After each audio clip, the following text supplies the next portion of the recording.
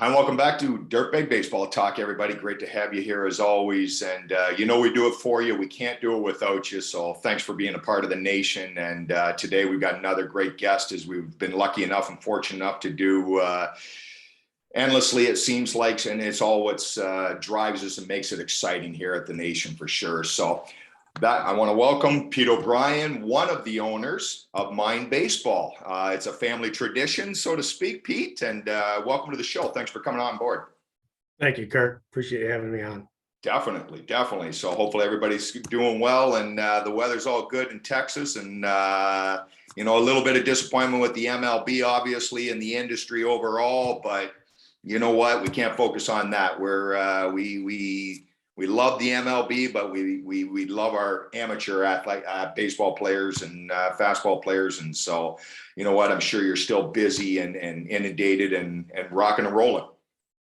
That's right. Yeah, I grew up in Wisconsin, and I got to Texas as soon as I could. It's a nice time to be down here this time of year, and love Wisconsin. Still have lots of family there and property there. So, but a little bit of best of both worlds. But yeah, it's great down here this time of year. For sure. No question about it. So let's dive right into it, big man. Let's get going with it. All right. The Mind Baseball, where does this come from? I know you're a businessman to begin with, but where did the love of bat making and Mind Baseball come up? Well, I've been in the woodworking side of the business for 32 years. And so I've always worked with lumber, plywood, anything to do with cabinet construction, furniture, that type of thing. And about 20 years ago, I launched a program out of Italy to import wooden kitchen parts. And it was mostly European beech at that time, and connected with a company called Manelli over there. And Manelli is one of the world leaders in turnings and wood product manufacturing. They started in 1937. They've been in business for over 80 years. They make all kinds of products. They're the number one paintbrush handle manufacturer in the world. They make cutlery handles. They make just multiple things, even toothbrushes and anything out of wood, axes. Their core business is gun stock. So the super high-end gun stock, Manelli Beretta, a gun that you're paying $10,000 for, has got a Manelli stock on it. So they're experts when it comes to wood manufacturing, and their real expertise is finishing. They've got robotic finishing there. So we launched this program together, and it was somewhat successful. It was a little bit of a fad, went through for a few years.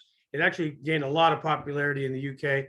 But because of that relationship, I kept in contact with them over the years. And so then in 2003, they started to do an internal study of baseball bats, because it's a piece of wood and that's what they do, and beech in general, because in Europe, all over Europe, European beech is very plentiful. It's like maple and ash used to be here, and it grows big and straight and beautiful, and it's a nice colored wood, and it has a lot of the characteristics of maple with some additional benefits.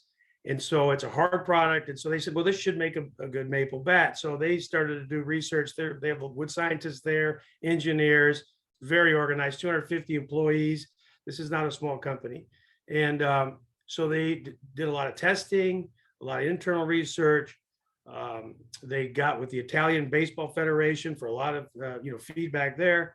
And they just started creating these great bats. And so then they knew me, and they wanted me to get involved in the operation here in the US. I mean, again, it went back to 2003, so it was a long time coming. And once they perfected the products themselves, we went to MLB and got beech approved, European beech approved for use in MLB, which was almost an act of God, because at that point, basically hickory, which is way too heavy, oak is too heavy, they're approved. And the three main products were ash, birch, and maple. And they had a very poor experience the last time they allowed a wood species to come in, and with breakage and shattering. And so they set up a real difficult protocol to pass. The details are incredible, as far as having to pass pitches at 140 miles an hour on pitching machines without breakage. And we have all the test data. So they approved us for MLB. And so then we seriously launched the business in late 2019. And we had everything set to go for 220. And we had a little pause, as obviously. So it ended up working out in our favor. We did a lot more research. We redesigned the brand logo, which was originally launched with a different logo. Hired younger people, got my two sons involved in the company, and decided to take a really business to consumer method through social media, through online. So that's the basic genesis of the product. Yeah, definitely. That very unique story in that I know you dirtbags out there weren't expecting that kind of combination, the American Italy and the bat manufacturing business and stuff. So, I love the story. I gravitated to it as soon as I started researching. Yes. You hit on something that's really important. And I think I want to get across in this episode for sure. You've been obviously long tenured in the study of baseball bats. Talk to us a little bit about the pros and cons you've seen along your journey. Well, that's a really great question. Making a baseball bat is not a difficult thing. You can buy a homemade lathe and do it in your garage, but making a good baseball bat and making a bat and basically using the right wood and for balance and all that is a very difficult process. All of our bats, and I forgot to mention this, are made in Italy. That section of Italy for over 50, 60 years is a very strong area for turnings, all types of turnings, palisters for stairs and all types of turnings. So what happens with baseball bats is you start with basically the log, obviously, and they're either split, they're cut to length, and then they're either split, just like a home, a splitter that you would develop, a big one that you develop for splitting firewood. That helps this grain direction be straighter, or you saw them, and then they're made into blocks. So they're made into square blocks, approximately 3 inch by 3 inch and 37 inches long. They're dried into drying ovens. This is how all lumber is pretty much done, except for baseball bats, you do it in blocks. And for regular lumber, you do it in, sticks, basically, for lack of a better word. So it's dried, and every species is different in how it dries. And you have to know what you're doing. If you dry it too fast, you get splits and checks. And if you dry it too slow, it's too heavy, and there's different problems with drying product too slow. Don't want to get too deep into the technical details, but then when that billet comes out of that kiln, it's not a piece of plastic, it's not a piece of wood, so it's a living thing. And in one billet, we call them billets, that is 37 inches long by 3 by 3, could weigh 100 ounces, and the one right next to it could weigh 120 ounces. And then when they're turned into a circle, they're typically turned into a circle. Now you have a circle that's 3 inches by, 3-inch circle. They're weighed again, and the weight range can be 70 ounces to 100 ounces. So, and they look exactly the same because beech has different density based on how it grows. Wood has different density based on how it grows, all wood. And so now you've got to make a bat out of that. Okay. So making a bat out of a 70-ounce piece of wood and a bat out of a 110-ounce piece of wood is a completely different animal. So there's a lot of science to this, and all good bat manufacturers understand this, that you select weight. So you're trying to make let's call it a 271 type model with a thinner barrel and a little bit bigger handle. And that bat's going to be 33 inches long, and it's going to weigh, let's say, 30 ounces. Well, we're going to start with a billet that weighs, let's call it 95 to 97 ounces. So we're going to take 60 ounces off of that when we go through the turning process. More than double the weight of the final bat gets turned away. And then now you have to weigh this bat, and you hope that this bat is within this range after you put the paint on it of this 30 ounce bat at the end of the day. And so it's difficult because, and so then, a lot of bat manufacturers will have different variations off of that 30 ounce. It could be plus or minus a half an ounce, plus or minus an ounce. Some go as much as plus or minus ounce and a half. I mean, it's, the whole goal is you're trying to use up this wood. And a typical bat manufacturer, what they do is they weigh the bat, and then they say, oh, okay, well, this is supposed to be 30 ounces, but it's 31 and a half ounces, ounces. And so then they cup the end of it, and the depth of the cup determines the weight. They take out more wood or take out less wood. And that's what gets them to these weight targets. The problem with that is, especially at the pro level, you take a bat that's 33 inches long and 30 ounces, but it's got a different balance point because you've taken wood out of the end with the cup more or less. So they're not consistent to bat to bat. And that's what in the industry, they call it gamers. These three gamers, which are the ones they like to use for games. And the reason is, they may not know why, but the reason is those are the most consistent, balanced, that type of thing. And the other ones they use for the cage. Wow. But the challenge for any bat manufacturer is, what do I do with this wood that I can't make a bat to, right? So over the years, there have been hundreds of models developed, not necessarily because you need hundreds of models, but what do I do with this wood? So every model has different volume of wood, shape, that type of thing. So most of the manufacturers, you have no choice. Okay, you have to make lots of models. You have to make lots of sizes and weights to use this wood. And so almost all U.S. manufacturers, they buy the logs. They have to take either everything they get, or the billets. It depends on who they are, if they have a sawmill or not. And then they end up with this wood. And if you only make baseball bats, it's very difficult. Our situation is completely different because when the wood comes in, it's immediately graded. It's either going to make a bat or it's not going to make a bat. If it doesn't make a bat, they make axe handles out of it, paintbrush handles out of it, everything under the rainbow out of it. So now we've already gotten rid of, different weights and different grain directions and that type of thing. Then they cut them into, that's after they're in blocks. Then they dry them, then they turn them, they do another inspection. Okay, what does the grain look like? Is the grain straight? Is it not straight? What's the deviation of grain? And then they well, this isn't going to make a good bat. So then they make axe handles out of it or something else. So that's a second degree. That's the second level of inspection. So before we've even made it bat, we've already taken two types of wood out of the process that aren't going to make a good bat. Okay. So, and I don't know how deep you want me to get into the technical part of it, but in MLB, they did a lot of research and they found out that no more than 3 degrees of deviation. And I'll show you something on a bat real quick. I don't know if you can see this, but on this grain direction here, no more than 3 degrees of deviation in this handle area will reduce breakage substantially. Okay. And when these bats first came out, they had big deviation. And so there's weak spots. So they would break and shatter. And so they did a lot of research on that. So to be an MLB, you have to provide bats that are 3 degrees of deviation.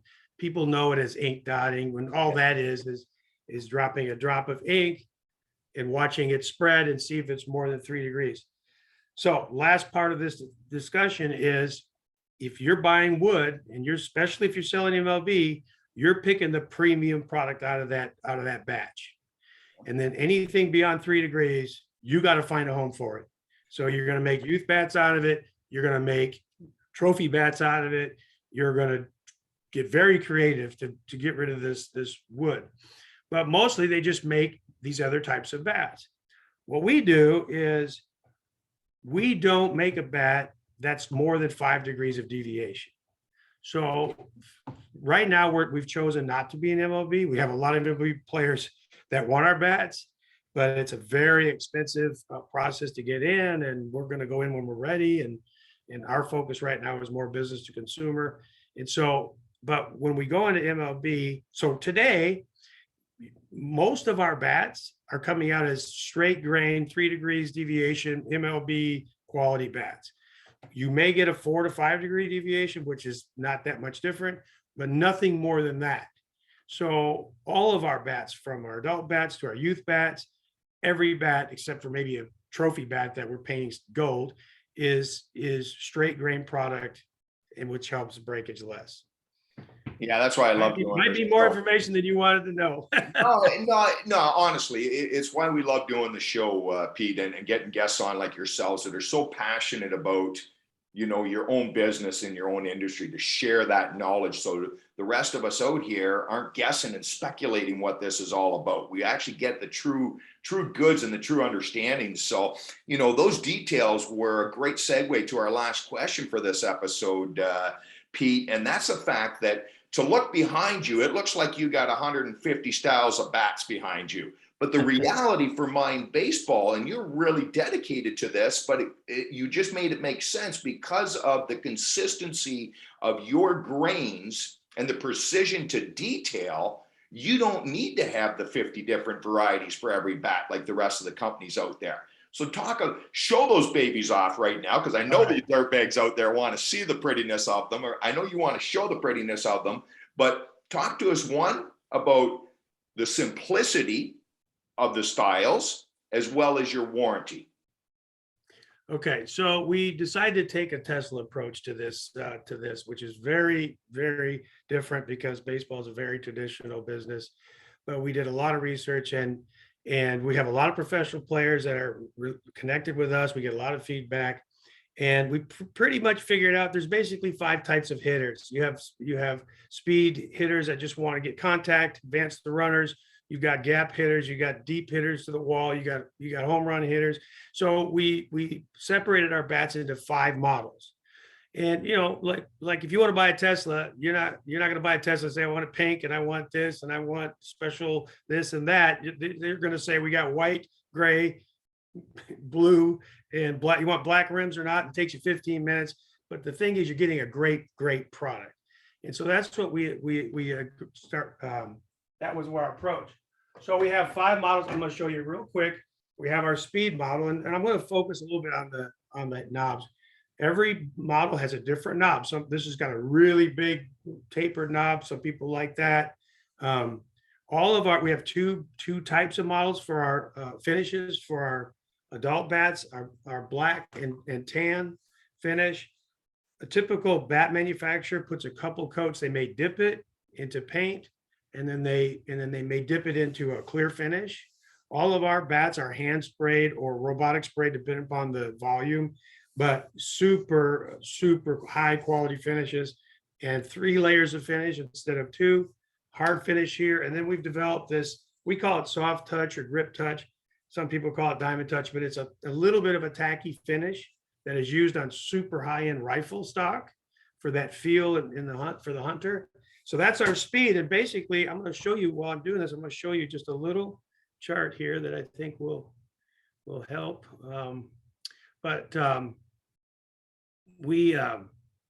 So actually, I'm not going to show you that right now. But anyway, this bat here is more handle loaded. That's why we call it a speed bat.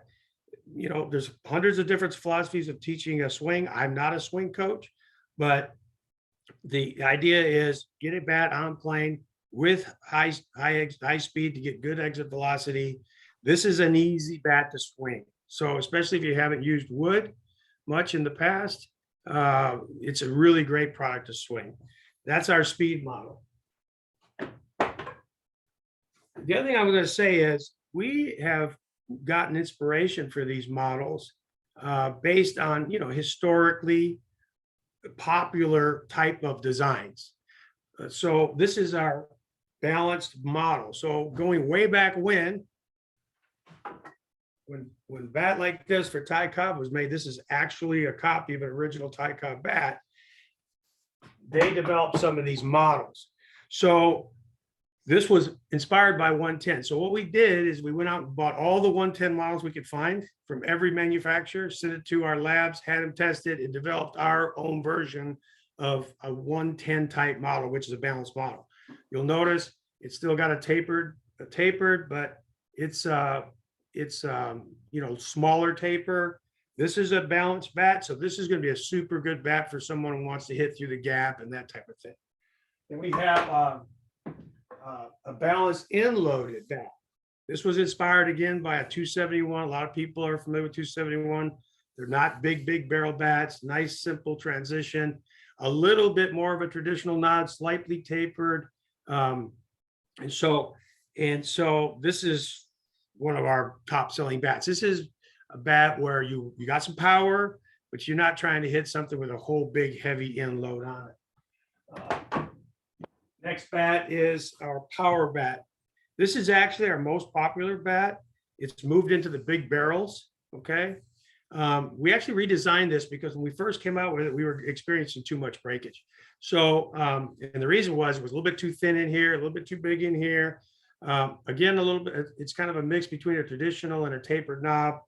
This is a newly designed bat model, and people are loving it. I mean, our pros are loving it. So that's that. And then we call it our max power, which is our barrel is the largest barrel allowed by MLB. They've got regulations. Very traditional knob. A lot of people like that traditional knob. And, you know, this is for someone who loves to swing for the fences. Okay. Big strokes. Okay. It's not the easiest swing, not the easiest bat to swing. And a lot of people, and I think this is a message important. They come to our website and they think, man, I'm going to buy that power bat. I'm going to buy that max power bat. I want the most power. That's not necessarily true.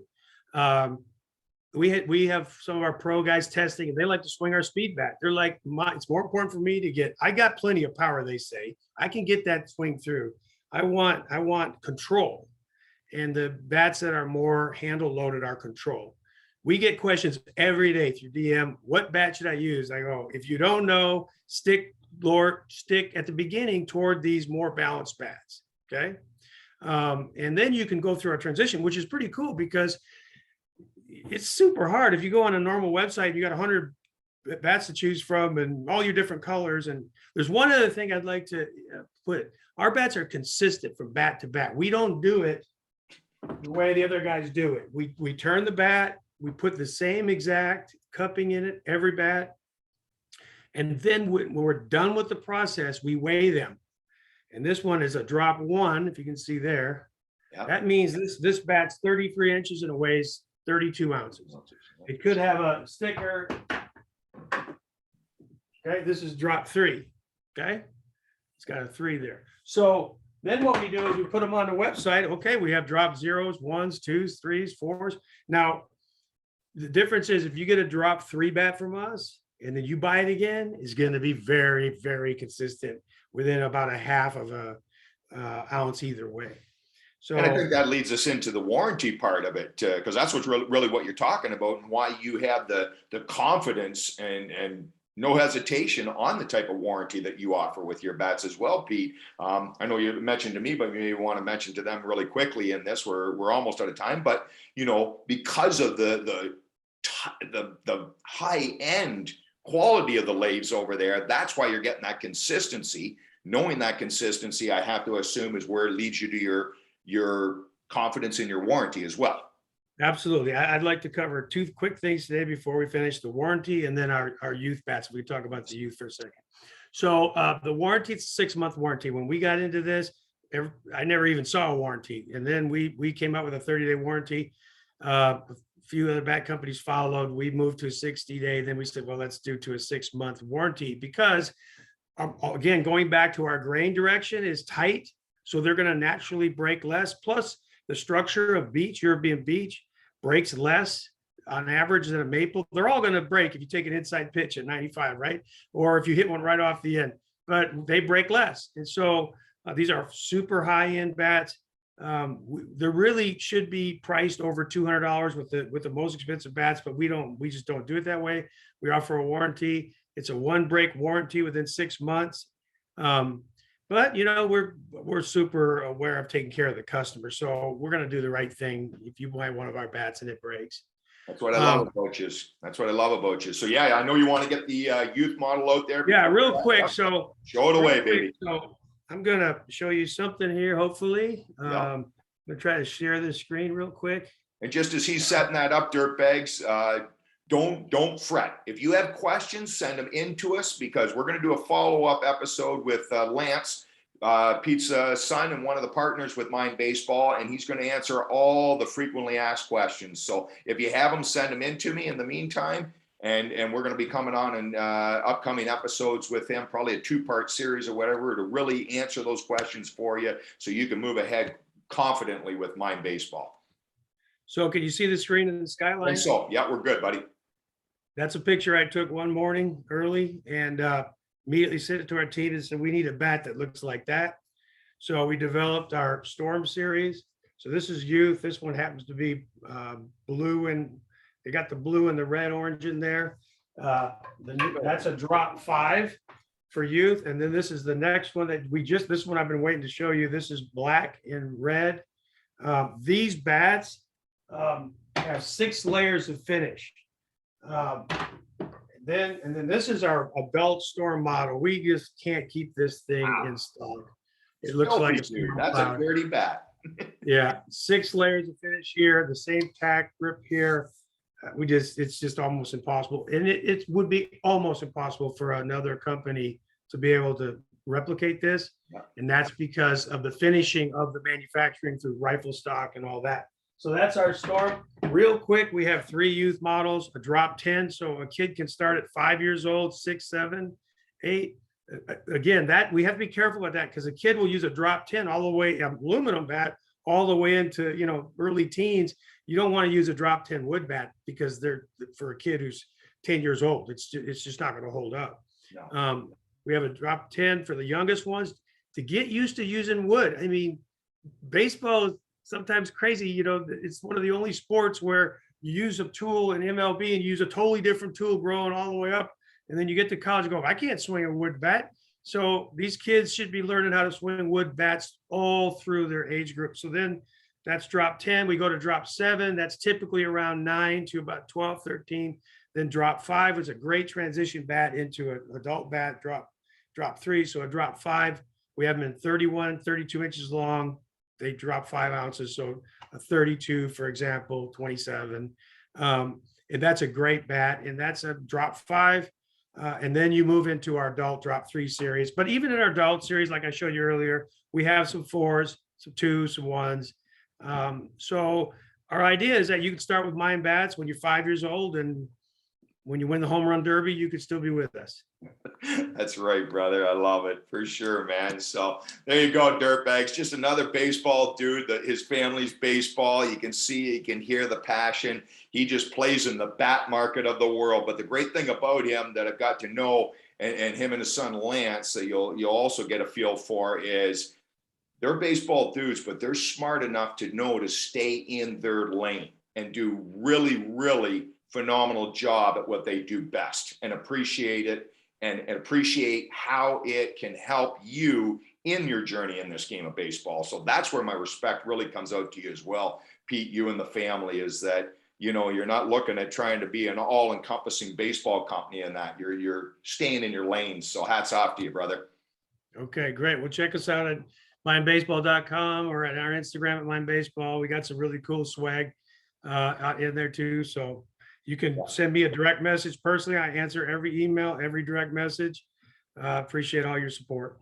For sure. And again, that's right, Dirtbags, at Mind Baseball, Instagram, they always are flying out with some really cool posts and engaging posts too. That's what's exciting about it. They're not just trying to fill it up for you. They really, like Pete said, they want to be a part of your family at the end of the day. And that's what it's all about. And that's what's unique. And that's what we're like here at Dirtbag Baseball Nation. And that's what it's all about, right? Is building this network and finding this team. And hey, I'm living proof. I finally arrived over here in La Rochelle, France this week. Going to be coaching until the end of October with the Buccaneers over here, and Pete and his family were nice enough to be able to ship us a few bats or whatever and that to try out. I can't wait to get my fungo and that, put it onto usage and stuff like that, and see what it's all about myself. So again, we're not just talkers. We're in that journey with you, and that, and why not? Who better to be in a journey with than Pete and his family? So like you said, check them out. He doesn't expect you to buy right now. We don't expect you to buy right now or whatever. And that he wants you to do your due diligence and do your research. So go to mindbaseball.com, check them out, send them those questions, like we said. And like I said earlier, his son Lance and I are going to be on upcoming episodes answering those frequently asked questions. And so don't hesitate. If you got a question, send it in to me, Kirk at dirtbagbaseballnation.com. We'll get it on the list and we'll get it answered for these upcoming episodes. So you understand why you want to become a part of the Mind Baseball family today, tomorrow, and forever. So Pete, can't thank you enough for coming on, buddy. I appreciate your time, your expertise, your knowledge, your passion for the game. And I look for a continuation of this and welcome to the nation. Thanks a lot. We really appreciate it. And you mentioned fungos, so check out our fungos. We got one of the coolest fungos out there. We're doing some crazy things around here, but thank you very much, Kirk. Looking forward to telling you this. All right. You know it. Hey, Dirtbags, you know what time of the week it is. It's time to get up, get after it, and get dirty.